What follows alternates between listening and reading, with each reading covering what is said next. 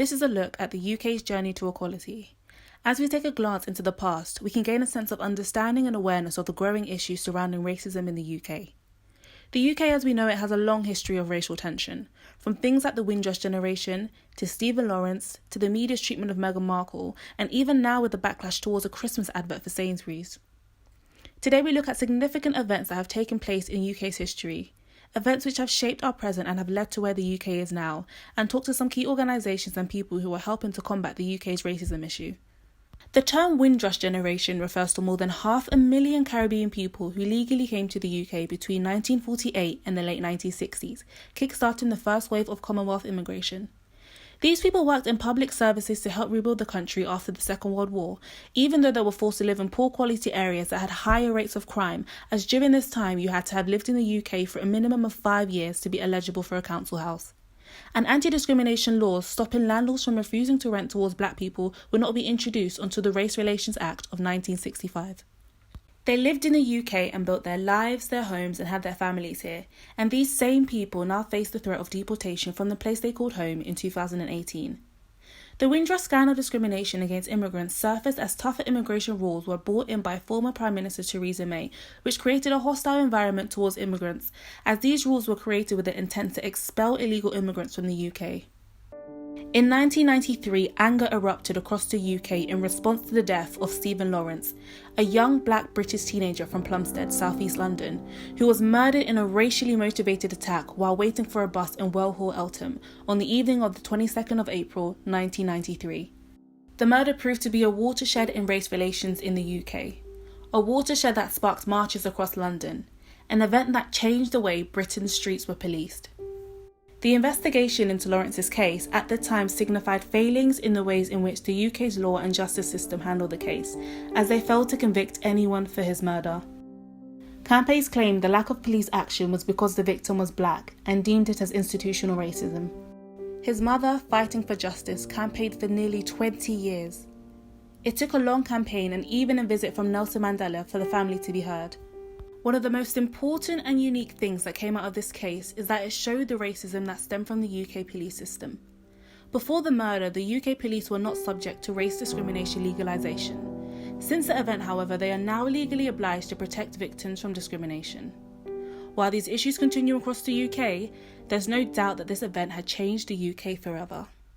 This brings us to the second part of our journey, the events that are currently taking place in the UK driven by racial injustice. The frustration of people facing or witnessing the racial injustice reached its boiling point during the summer as thousands of people marched in solidarity with American protesters all across the UK. The Black Lives Matter protest sparked from the George Floyd and Breonna Taylor murders by the police in the US.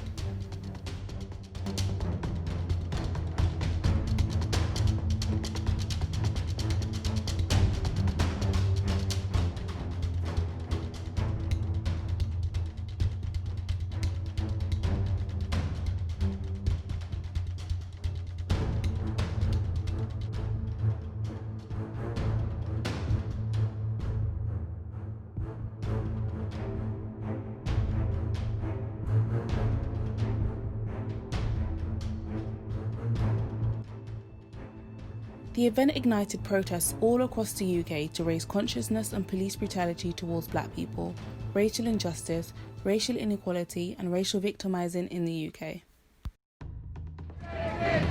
300 years after his death, Edward Colston's fall from grace. The statue represents years of oppression, it represents years of hurt, and just a lot of emotion and hatred that has been built up inside of us.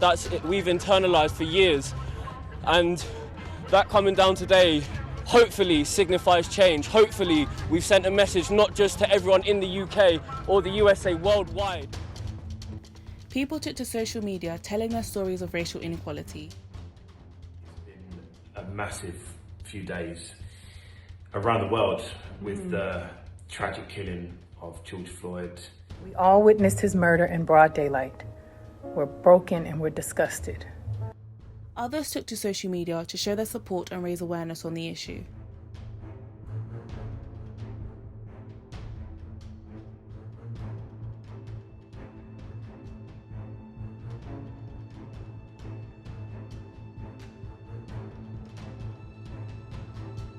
This led to the birth of the Blackout Tuesday movement that went viral on social media.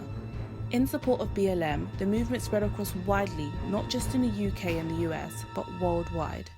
We spoke to an experienced and internationally renowned criminologist, educator, with over 35 years' experience of working in criminal justice, public health and educational settings, Martin Glynn, to get an insight into his journey to equality and how his teachings have perhaps impacted others' views on racism in the UK.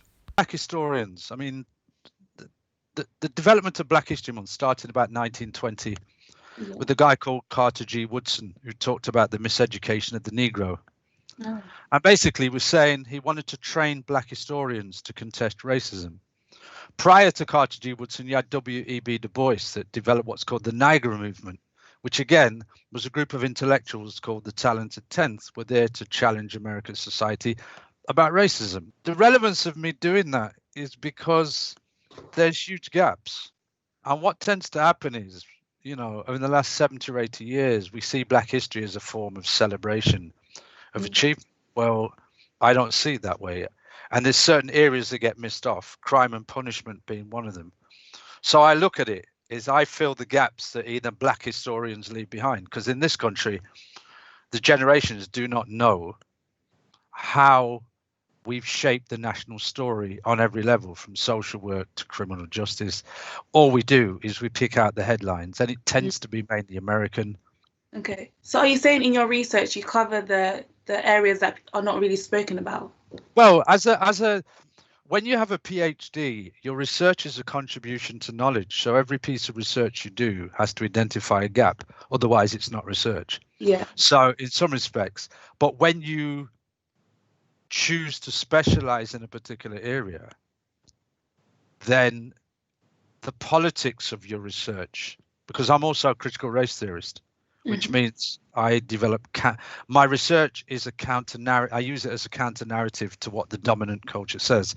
So as a critical race theorist, you've heard Donald Trump at the moment, he banned it in America. Priti Patel's trying to get rid of it, and yet none of them understand what critical race theory is. Okay. Do you think the Equality Act of 2010 has helped in terms of reducing discrimination?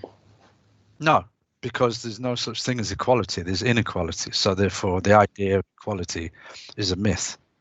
It's used to diffuse what the issue is. The issue is there's a disproportionate distribution on every level that disproportionately affects Black people. With that being said, where do you think the UK is heading in regards to equality? Do you think it will improve, that will become equal? Depends where you position yourself. If you look at it, there's a book written by a guy called E. Franklin Frazier in about 1940 called The Black Bourgeoisie. And what he demonstrated is that when middle-class Black people get a foothold in society, what they want to do is please middle-class white people. But I can guarantee if I stood in front of your brethren who all might have a car, got a little change in their pockets, got a first, they'd all think they're okay, but it's false. They're only okay because in context, but in the wider society, they're still going to get stopped and searched. They're still least liable to get a job. But I can't tell you, if you think you're doing good, that don't mean you are, that just means you think you're doing good. It depends what you measure it against. And the thing about research, what we do, race research, it really deals critically with who we think we are and where we are. So again, my position, is anything going to change?